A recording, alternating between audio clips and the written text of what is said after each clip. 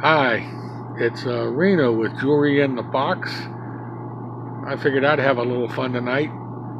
You can join me if you like. Got some beautiful stones here.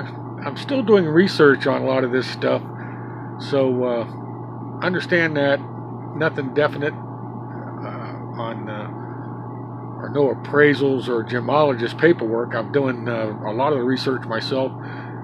I told you before I did have a gemologist look at that large green stone that was said to be 98 carats of tourmaline and peridot, and another gemologist says it's 120 carats of fluorite and glass.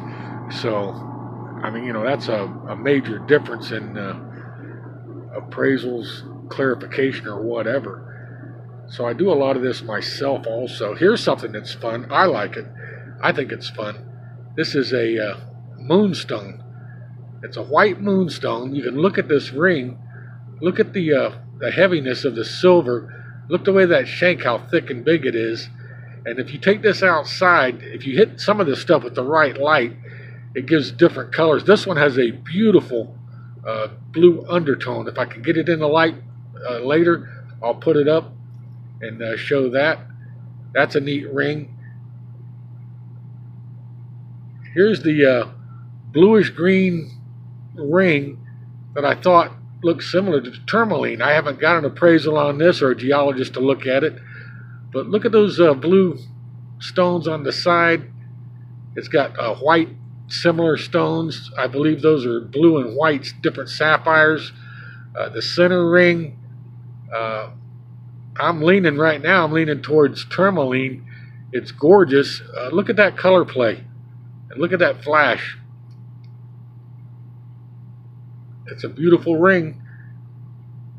This one is the one that's set in 825.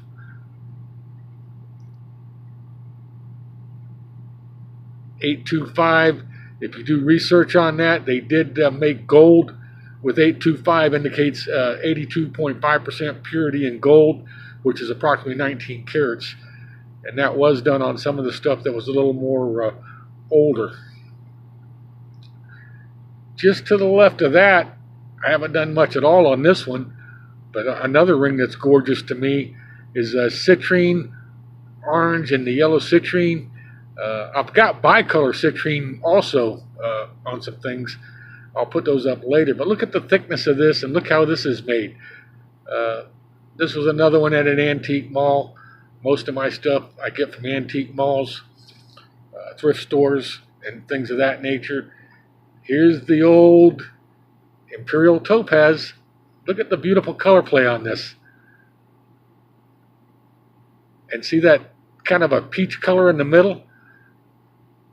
And then the orange, it's a golden orange if you see it, and it really lights up in the light. It's got kind of a red on the ends, reddish. You can see this, the make of it, the way it's made. Look at the intricacy of the artwork on the silver. The shank is pretty good size also. Maybe an indication of age on it. But this one has a penguin on it. And I looked up French paper, on emblems, logos, marks, and things of that nature. And the French now have moved into using a penguin as an indication of platinum. So the last interesting thing I'm going to note on this one is I did the hydrogen peroxide test, and I dropped it in hydrogen peroxide, and it bubbled like a little fish tank. Not slow like silver will do. Silver will also bubble up, but it's usually a little bit slower. This one was kind of like bubbling like a little fish tank. Pretty good. I don't know. I haven't had it tested. Hasn't been appraised. But then again, we know from my previous videos on that large green stone, one says fluorite, one says tourmaline. And the last one we're going to look at, and we're going to take a closer look at these later. This last one is a beautiful stone. I also got in the Carolinas at an antique mall.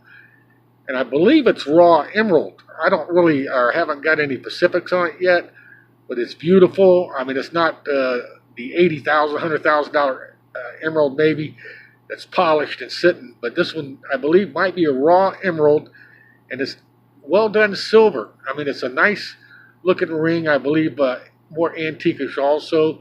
You can look at it. And I've got some more neat stuff coming up also, so you might check them out.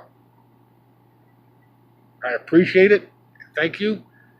And I'll talk at you later.